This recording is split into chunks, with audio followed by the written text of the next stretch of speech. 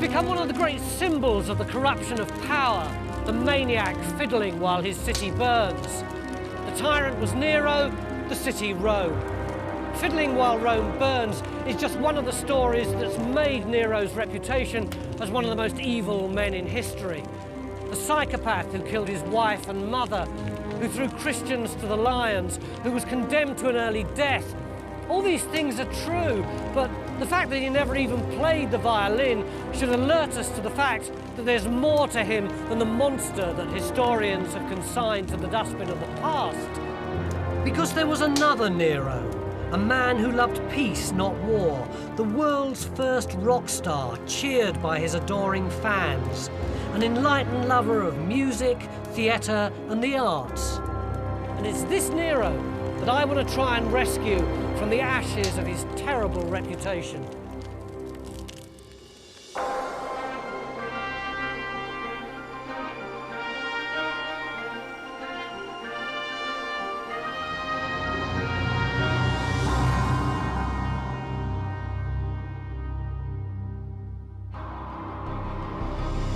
Nero's story was played out here in Rome, in the imperial palaces on the Palatine Hill. These walls are all that's left of the corridors and darkened rooms where a drama played out that was half political thriller, half domestic tragedy. Nero's life has all the elements of a soap opera: political intrigue, bitter jealousy, passionate love affairs, and murder. This hostile picture was built up by propagandists after his death. As the centuries passed, historians exaggerated the myths of Nero. My job is to sort the fact from the fiction, to balance the later propaganda against other sources and plain common sense. What we know for certain is Nero came to power when he was just 16. At an age when most kids are deciding which subjects to do for A-level, he was made ruler of half the world. That's when his history as emperor began. But in order to understand Nero, we have to go back further, because it's what happened to him as a little boy that made him the emperor he became. Nero was the name he adopted later, but he was born Lucius Domitius Ahenobarbus on the 15th of December 37, here at Antium, on the coast near Rome. It was the playground of the Roman elite, and these are the ruins of Nero's own palace. Nero's family had links to the emperors going back to Julius Caesar.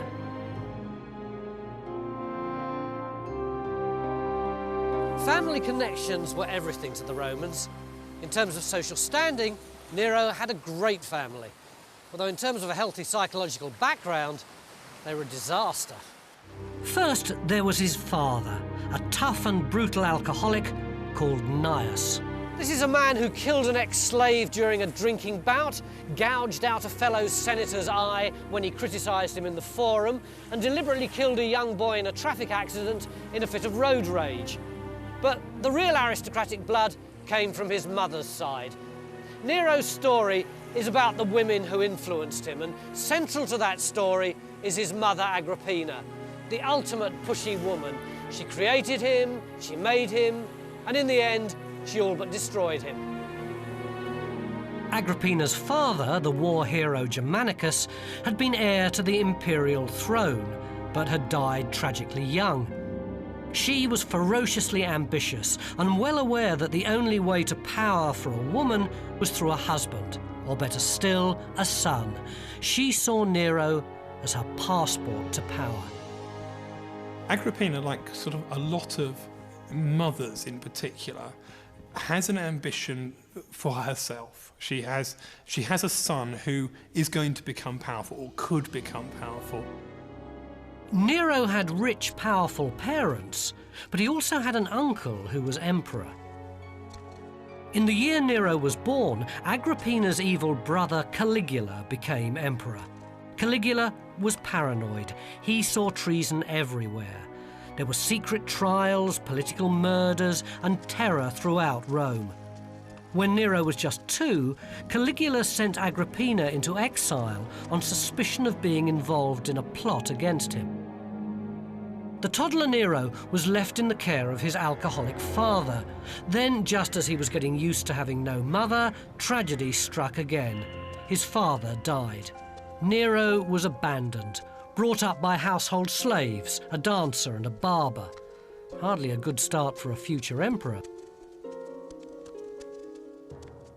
But in 41 AD, Nero's luck took a turn for the better.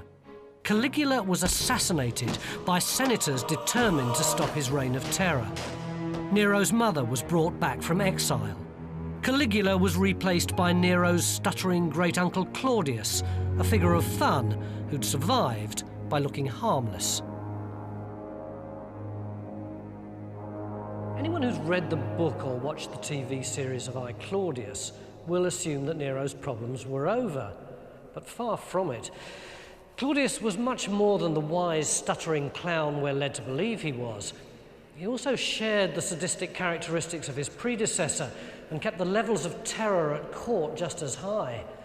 There were secret trials in private chambers, suspects tortured in front of him just for the fun of it. Nero grew up knowing that anyone he was close to could be murdered at any time. But the chief threat to his existence didn't come from Claudius, but from his third wife, Messalina. The 7-year-old Nero became the pawn in a power struggle between 2 ruthlessly ambitious women. Messalina wanted her son to be emperor after Claudius. Agrippina wanted it to be Nero.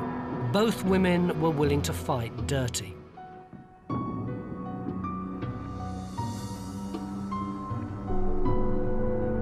Around 44 AD, while the young and handsome Nero lay sleeping, an attempt was made on his life. Messalina sent 2 assassins into his rooms in the dead of night, and he was saved by a miraculous event. As they pulled back the sheets to finish him off, a snake slithered out of his bed, and they fled in terror.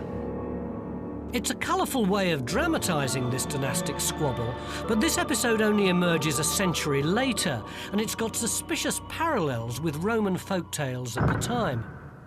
The only bit of evidence for this is actually a snakeskin is found in the bedroom, which his mother has made into a bracelet for him. So it's one of those stories that it's rather like sort of Hercules and the snakes, and sort of Hercules kills the snakes. It's one of those stories which you make up about childhood. It's a lovely story, but it's probably not very true. It was Nero's mother, Agrippina, who Messalina had a reputation. She'd begun a scandalous affair that was the talk of Rome. Agrippina made sure that the news was leaked to Claudius, and Messalina was forced to kill herself. With her rival out of the way, Agrippina put the next stage of her plan into effect and married her uncle Claudius.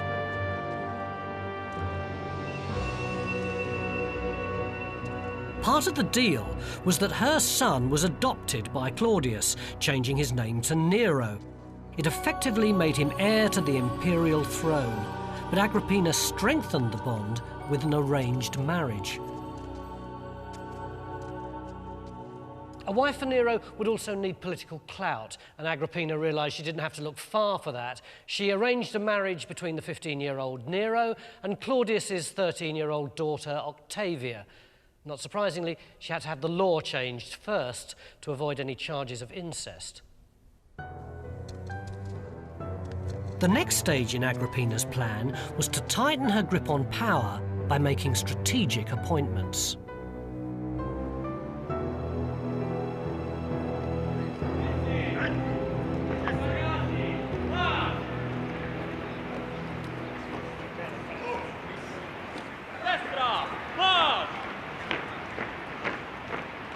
This is where emperors were made and broken. The Viminal Gate, a military camp on the outskirts of Rome that's still used by the Italian forces today.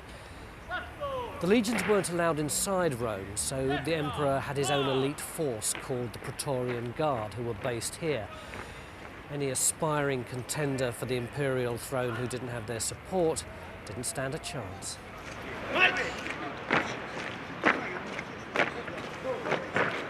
Usually they were under the command of two prefects. Agrippina created just one boss, a tough, straight-speaking soldier called Burrus. He and his fellow officers knew that they owed their loyalty to her and her son. Burrus was to be one of the twin pillars of support for the teenage emperor. Her second appointment was a masterstroke. The most respected philosopher of his day, Seneca, was employed as Nero's teacher and speechwriter. With Burrus and Seneca, Agrippina groomed the teenage Nero for power. But it seems Nero found his official role quite a bore. He hated the endless formal dinners with his stuttering uncle Claudius, who slobbered over his gourmet food and got slowly but steadily drunk. But according to the historians, these dinners had a much more immediate consequence. They gave Agrippina the opportunity to murder her husband. Claudius loved mushrooms. The historians say Agrippina employed the most famous poisoner in Rome to prepare a powerful potion for his favourite dish. Claudius had a food taster to guard him against poisoning, but Agrippina had bought him off. This man put the poisoned mushroom onto the plate after she'd taken her portion. Claudius swallowed the bait, literally. The poison was designed to act slowly. Claudius retired drunk and with the first symptoms of stomachache, which got worse. But then news arrived that he'd thrown up shortly after supper. If he survived, then he'd know there'd been an attempt on his life, and both Nero and Agrippina would be done for. Agrippina went into overdrive. The poisoner was brought in again. This time a feather was dipped in a quick-acting potion. Agrippina gave it to another of her stooges, Claudius's doctor. He told Claudius that if he tickled the back of his throat with the feather, he'd vomit again and feel a lot better. Claudius followed the doctor's orders, gave a sigh, and lay back dead.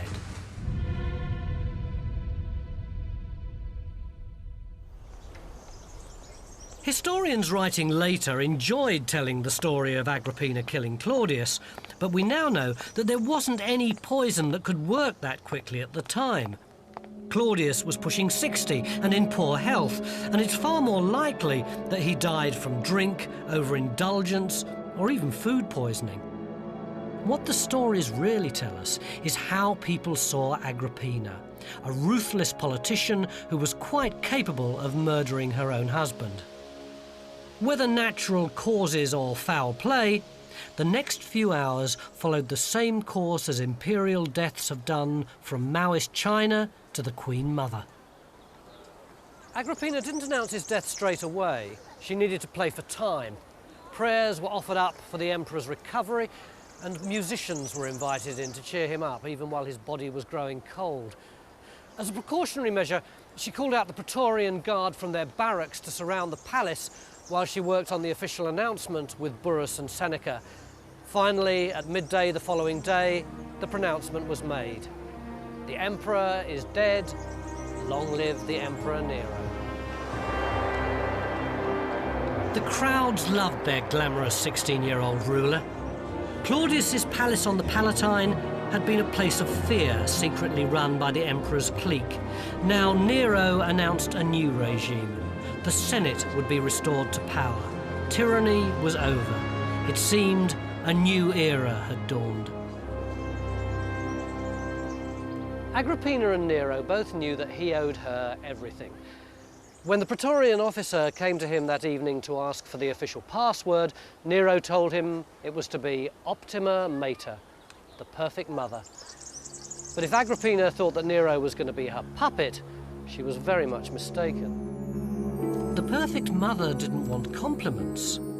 She wanted power for herself.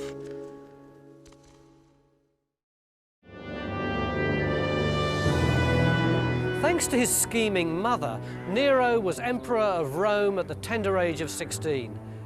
But now, Agrippina wanted payback for her investment. She craved power. She'd been the sister and wife of an emperor, and now with her novice son in charge, she tried to fix the system so she could have even more power. She got the Senate to meet up here in the palace rather than down there in the forum, so that she could listen to the all-male assembly from behind a curtain. But her stranglehold on power was about to be loosened. No Roman woman could hold political office, but it's clear from these coins, minted at the beginning of Nero's reign, how Agrippina wanted to be seen.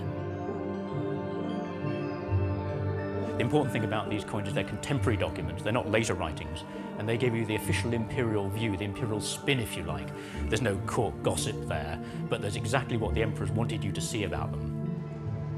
The Ashmolean Museum in Oxford houses an extensive collection of coins from ancient Rome that vividly tell the story of Nero and his mother. As soon as he becomes emperor, the power of Agrippina is absolutely apparent. Is that his mother? That's his mother facing him, and it's the first time an imperial woman had ever been shown on the same side of the coin as the emperor. And you can see she's actually, in some ways, she's given precedence, because her name and titles are on the head side of the coin, and his name is on the other side, and they're staring at each other almost as equals. But of course, it doesn't last. And the next coin shows the next stage in that process, because his mother, Agrippina, is still there, but Nero is shown side by side with her, but he's in front and she's relegated to being behind him. So what caused the rift? Not the economy or foreign policy, but an argument over a girlfriend. Nero had fallen madly in love with a woman called Acte. He had his official child bride, Octavia, but this was a real woman. Acte was older than Nero, mature, sexy, but she was Greek and an ex-slave.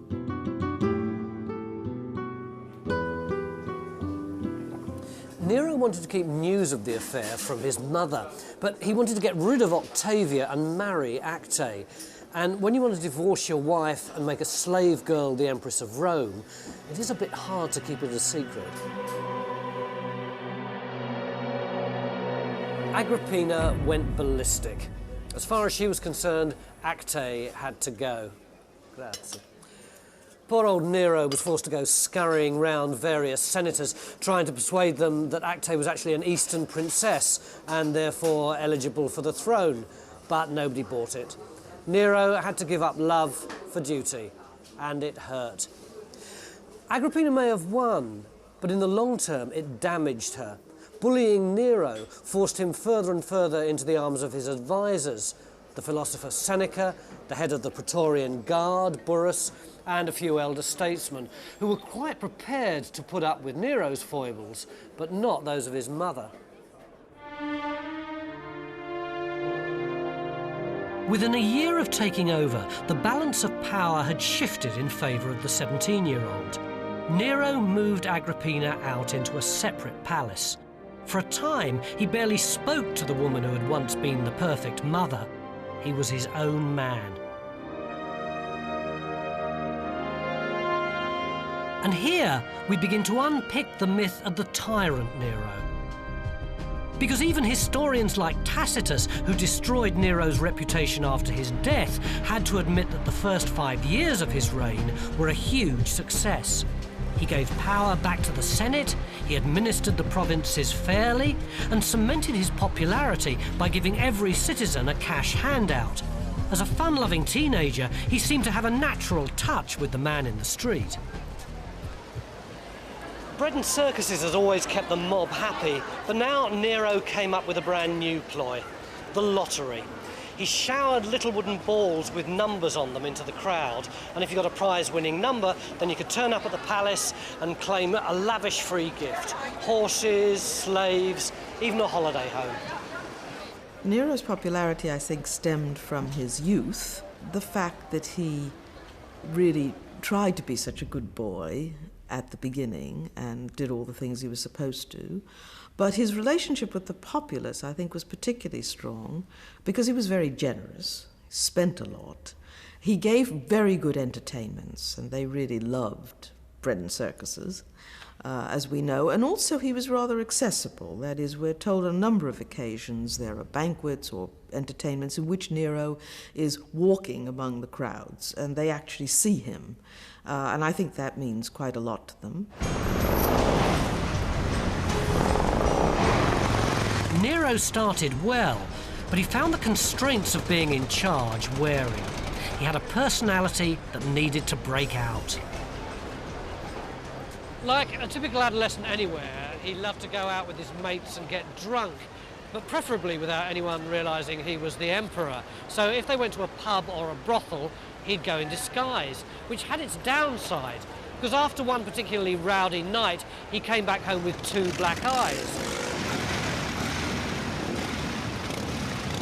Although his advisors Burrus and Seneca gave Nero a long leash, a Roman emperor wasn't supposed to act like Jack the Lad, and his mother kept nagging him to behave himself. The increasing tension with Agrippina came to a head again over a new affair. Nero was 22. This time the object of his affections wasn't a slave girl, but a member of the aristocracy called Poppaea. Nero was, of course, married to Octavia, the princess who'd given him his passport to one half of the imperial line.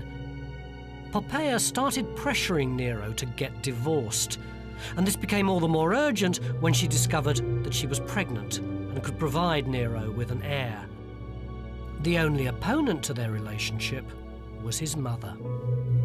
Things disintegrate. He starts ceasing to have public or private meetings even with his mother. He won't be alone with his mother. He doesn't trust his mother.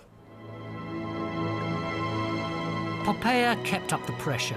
She taunted Nero for being a mummy's boy, told him an emperor should be able to do what he wants. Subtly, she persuaded Nero to think the unthinkable.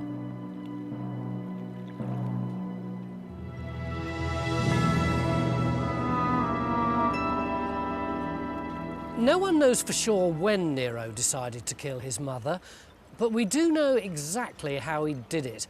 And no one but him could have thought up such an extravagant plot. He got the idea at the theatre. He went to a show with some friends, and part of the entertainment was a boat that collapsed, and out through the holes ran a whole series of wild animals. The idea of the collapsible boat must have stuck. He had one specially built to take his mother home from a dinner party. On the night of the murder, it was waiting at the quayside, crewed by his loyal naval commander, Anicetus.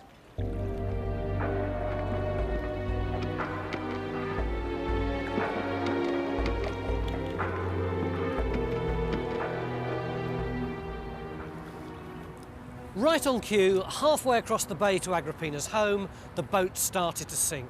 There was general panic, but Agrippina was a natural survivor. She persuaded her maid to pretend to be her while she jumped ship. The maid thought this would save her life and shouted, "I'm Agrippina, save me!" But when the assassins heard her, they beat her over the head and killed her. Meanwhile, Agrippina managed to swim until she was picked up by a fishing boat, which took her safely home.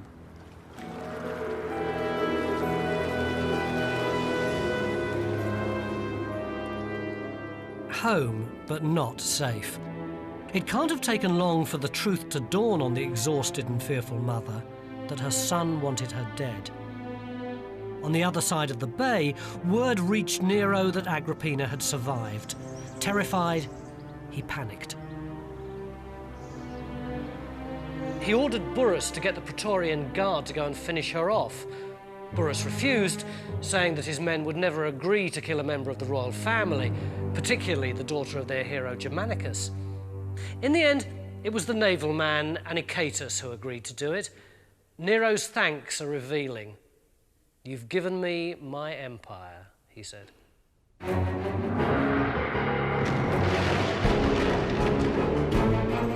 At dawn, the sailors broke down the doors of Agrippina's villa.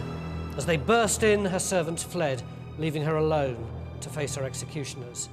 At first she stalled, playing for time, saying, "Thank you, please go back to the palace and say that I've fully recovered." But as they moved closer, she screamed that her son would never have ordered her murder. In reply, they beat her over the head with a club. As she fell to the ground, she pointed to the womb that had borne Nero and said, "Strike me here." They did as she requested, and she died.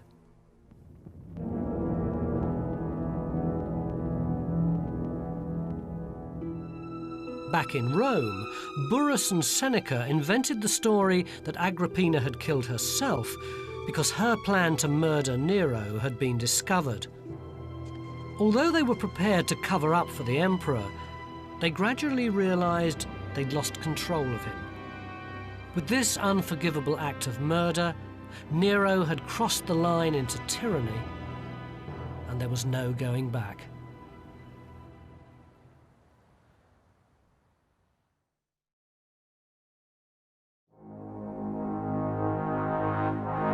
Nero's reign as emperor had started with great acclaim, but by the age of 22, power had already corrupted him. He'd murdered his mother so he could divorce his wife Octavia and marry his mistress Poppaea. But Octavia was still a woman of influence in Rome, with all the clout of the royal family, so Poppaea persuaded Nero, for his own sake, that he needed to get rid of his ex-wife permanently. And there was no one left to tell him not to.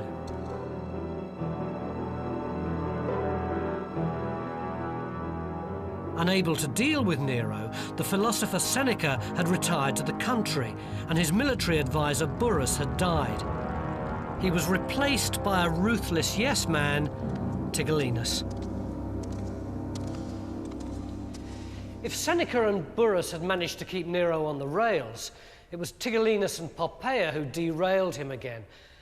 They invented a plan for Nero to humiliate and discredit Octavia with a trumped-up charge that she'd slept with an Egyptian musician. Her maids were systematically tortured to provide the evidence, but Octavia inspired such loyalty that they refused to crack. Even in her death throes, one of them used her last ounce of strength to spit into Tigellinus's face the words, "My mistress's vagina's cleaner than your mouth." But their plan to humiliate Octavia backfired. They'd not only underestimated the loyalty of her servants, but they'd also reckoned without the affection of the Roman mob, who adored their old empress. They came out on the streets in force, hurling Poppaea's statues to the ground, reinstating Octavia's, and covering them in flowers. The people didn't like a descendant of the noble Augustus being treated like dirt. Nero knew he'd have to come up with a pretty convincing plan to discredit Octavia if he was going to have any chance of survival. So he invited Agrippina's assassin Anicetus to the palace, and he offered him a stark choice. He could either go to the Senate and say he'd slept with Octavia, or he could be executed. He went to the palace and he gave a very convincing performance. He said that Octavia not only wanted his body, but she also wanted to get the navy on side so she could effect a political coup. Everything was going to plan, and Nero waved goodbye to Anicetus as he set sail for rich exile in Sardinia. Octavia was taken off to a prison island near Naples, where she was murdered quietly after her arrival. Her severed head was sent to Poppaea as a trophy. Somehow Nero weathered the storm that followed. The mob were pacified with more free gifts and entertainment, and Nero was left to enjoy life with Poppaea here on the Palatine. He wrote poems, studied singing and acting, and hosted soirees with poets and artists. He might have been remembered as a noble patron of the arts, if it weren't for the greatest catastrophe of his reign.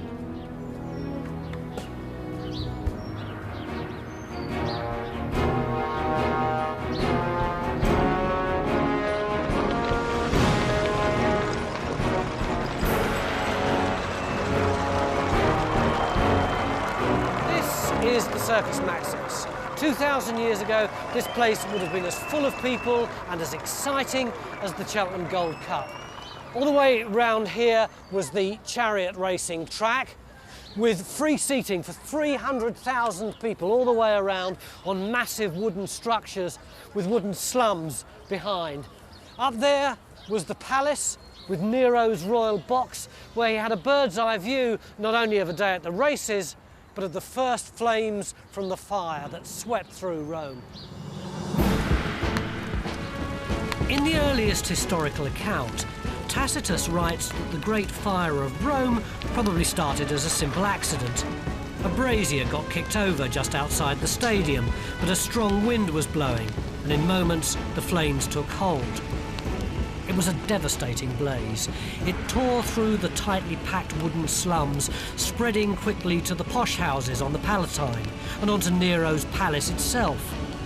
Rome had a form of fire brigade. They couldn't cope with the inferno.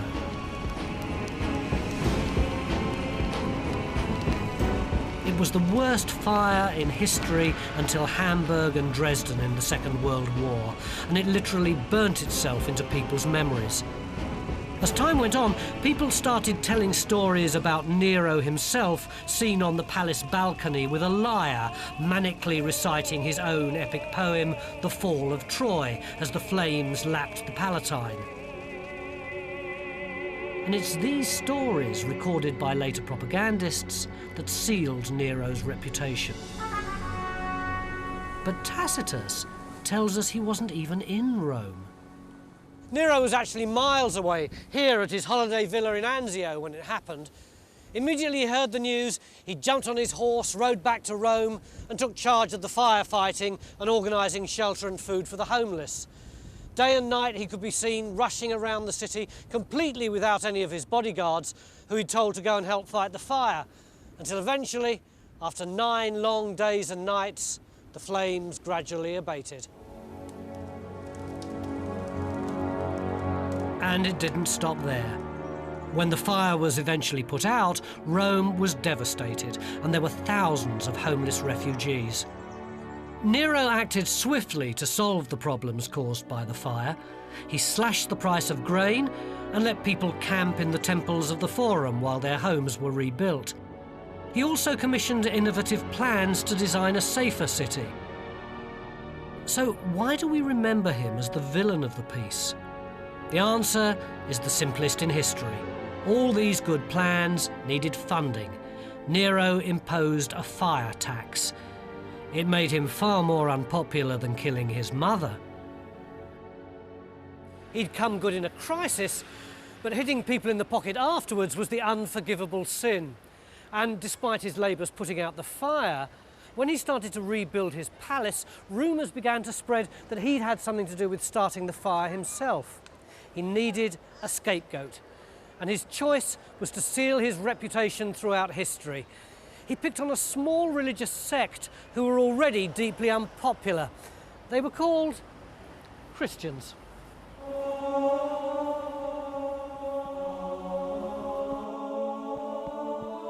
The Romans already deeply distrusted them. They refused to take the vow of allegiance to the emperor, which was tantamount to treason. So when Nero needed someone to blame for the fire of Rome, they were perfect.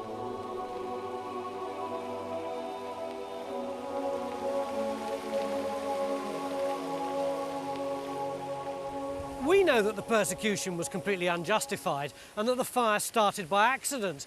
But at the time, the idea of a conspiracy didn't seem that far-fetched. The Christians believed that the world was about to end in a massive conflagration. Their leader had said, "I will cast fire upon the earth." The punishment was harsh even for such a despised group. The Christians were crucified, fed to wild beasts in the arena, and used as flaming torches in Nero's own gardens. These punishments weren't invented for the Christians. They were all standard Roman ways of dealing with common criminals. But Nero's remembered because he was the first emperor to create a Christian martyr. The leading disciple, St. Peter, who'd come to Rome to preach the gospel, died in the first wave of Nero's persecution. St. Peter's Basilica is built where he was killed, a lasting monument to Nero's scapegoats. In 64 AD, nobody cared about a few Christians being massacred. Pinning the blame on them might have put a stop to the rumours that he was responsible for the fire, if Nero hadn't gone on to commit the biggest blunder of his life.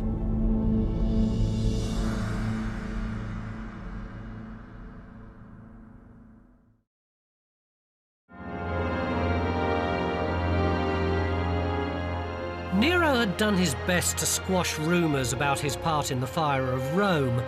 With two architects, he'd redesigned the city for the public good.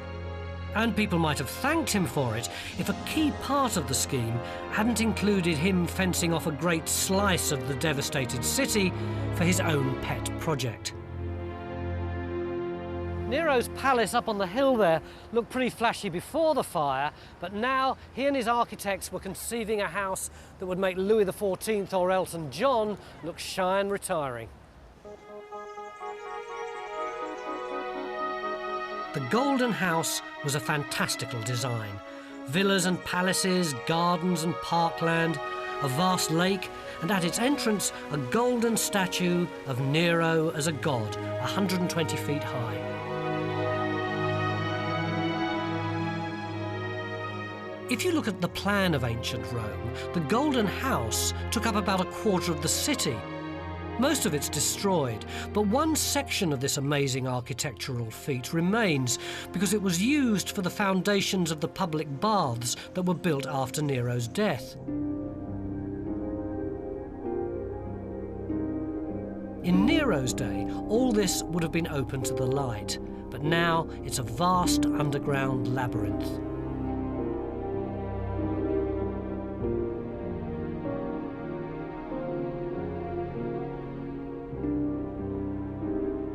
Rome had never seen anything like it. All the walls and ceilings were covered with great art. 14 centuries after Nero, Renaissance artists were still being lowered down through the roof to study the paintings. Walking where he walked, I begin to get a real sense of Nero's mind. He was obviously refined, but detached from political reality. He wanted popularity, but he couldn't see how something so beautiful would wind people up. Two things strike me as really obvious about this building. First of all, it demonstrates that Nero had really good artistic taste. But secondly, how affronted the citizens of Rome must have been who just had their houses burned down when they saw this huge edifice going up. I don't think I'd ever realised until now that there still existed anywhere in the world a Roman house as big and magnificent as this. And what a house it was. There would have been huge, elaborate hangings over these walls, and the rest of the walls would have been encrusted with gold and precious stones and pearls, and there were pipes coming out of the walls and out of the ceiling to shower the visitors with scent and with flower petals.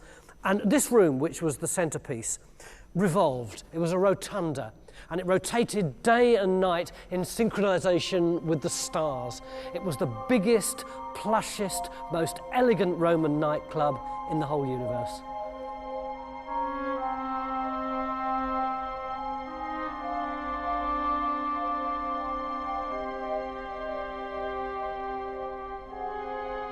Nero poured public money into building the Golden House, and that alienated him from the mob, who before that had always supported him. Nero could have survived that unpopularity if he hadn't terminally offended the aristocracy as well. The ideal Roman emperor was a great military leader like Julius Caesar, someone who'd expanded the empire like Augustus. But Nero didn't like war. He didn't even like watching gladiators. He wanted to be a different sort of leader, one who promoted poetry, theatre, and peaceful games like the Greeks had. To the Roman elite, this created a huge division between them and Nero. To them, it was all effeminate foreign nonsense, and what's more, highly inappropriate behaviour for an emperor.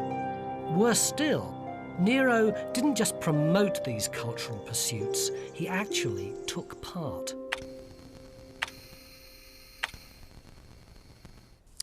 This is singing practice Roman style. Weights, usually made of lead, placed on the chest to strengthen breathing. Nero embarked on a Greek-inspired athletics and artistic career that was all-consuming. He wanted to be a professional lyre player and singer. Other emperors like Caligula had performed in private, but this was really serious, a strict regime of diet and exercise. He detoxed for days, drinking only chives preserved in oil. And when his muscles ached from the rigour of exercise, he'd rub them down with dried boar's dung. Everything was focused on getting him into tip-top professional shape. Nero was putting himself at the forefront of an artistic crusade. Rome might have conquered Greece, but the emperor was now giving prominence to Greek ideas and culture. But for Nero, treading the boards wasn't just a cultural campaign, it was a way of boosting his self-esteem. He'd always acted, sung, played the lyre and recited poetry to invited audiences. The applause gave him the illusion of instant affection and adulation. And so in 65 AD, when he was rapidly losing political popularity, naturally, he went on tour. Nero decided to go public and stepped into the limelight of a professional performing career. His first performance was in Naples, then a Greek-speaking city, and the crowd went wild. Mind you, his thin, reedy voice was helped by the amphitheatre's acoustics. If you speak from here, you sound pretty ordinary. But if you stand here, your voice sounds like a god.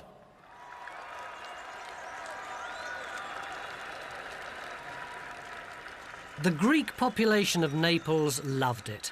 They cheered, they clapped, they encored. But like a rock star, it went to his head. The adulation he'd always craved was finally in his grasp, and now nothing would stand in the way of his ambitions. On a wave of popular acclaim, he set out on a wild, crazy, artistic conquest of Greece itself. You couldn't say it was a modest affair. 2,000 carts of men and equipment, including 5,000 paid applauders to ensure he received a rapturous reception at every gig.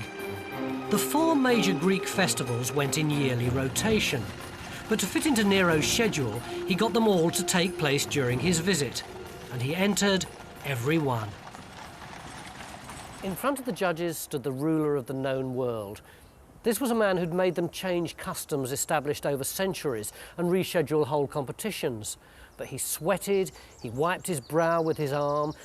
He was so nervous that on one occasion he actually dropped his sceptre while he was performing a dramatic play and really thought that the judges would mark him down for it.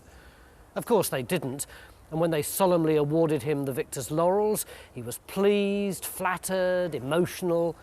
There were 1,800 competitions that year, and Nero got first prize in 1,800 of them. In Greece, Nero was genuinely popular, not least because he declared the country free from taxation. But back in Rome, they were horrified at Nero's antics. To make matters worse, he awarded himself a triumph, the traditional celebration of a returning military hero.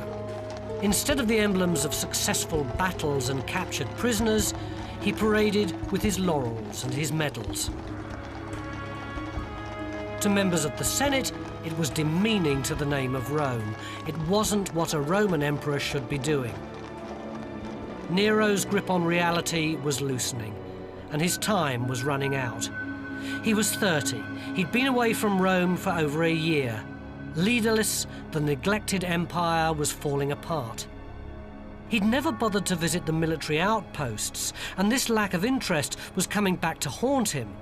But as rebellions broke out and his army began to defect, Nero seemed paralyzed. He simply sat at home, unable to act.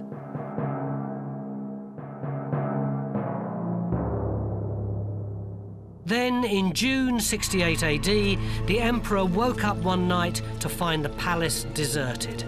This wasn't a good sign. His Praetorian guards had gone to a secret meeting of the Senate. The very Senate he'd given power to was now turning its back on him. Cold, hard reality finally sunk in. Nero was on his own.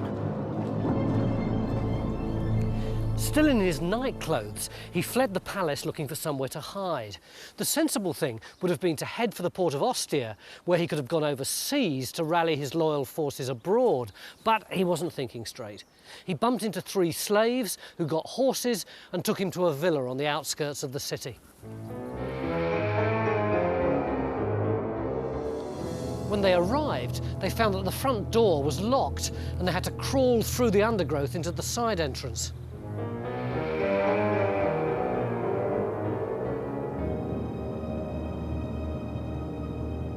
They were holed up now, and there was nothing to do but wait.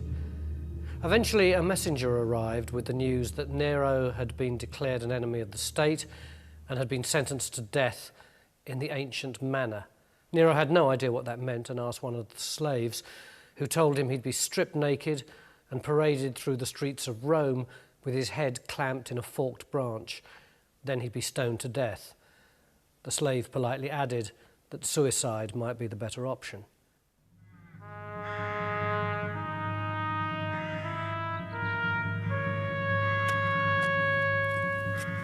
As dawn broke, he watched as they dug his grave. Then some Roman soldiers approached, and with the help of a slave, he stabbed himself through the throat. His last words were, "What an artist dies with me." He was 30 years and 6 months old, the last of the Julio-Claudian line that stretched back to Augustus.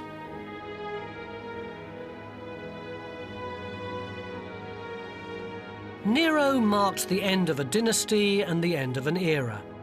The first emperors, Julius Caesar and Augustus, had persuaded the Roman people that one-person rule was a good thing. Over the course of a century, there'd been 6 emperors, but the dynasty had degenerated into corruption and self-indulgent tyranny.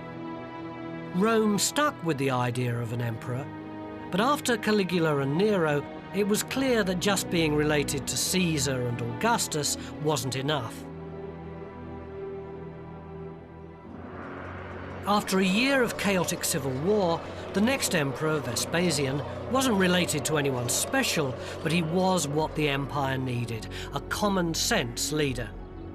In an attempt to wipe out Nero's memory, he knocked down the Golden House, drained the lake, and where the great colossus of Nero had stood, he built the public theatre we call the Colosseum. But Nero was too colourful a character to be forgotten.